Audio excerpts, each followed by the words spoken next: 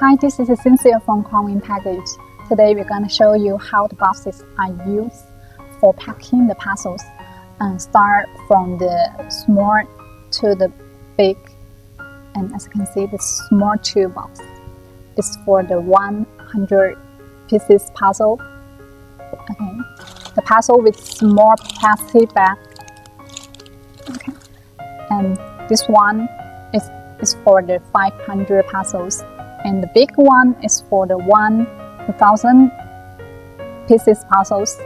Okay, and the last one, as you can see, the different box style, and this is a leaf and base box.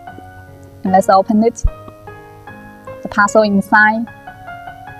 Okay, and you can see the different surface treatment. This one is for the glossy lamination. It is different with the toolbox. Okay, and this box is used for the 400 puzzles. Okay, let's close it. And we can customize the box size according to the different puzzles. If you want to see more, please contact us. Okay, thank you for watching. Bye.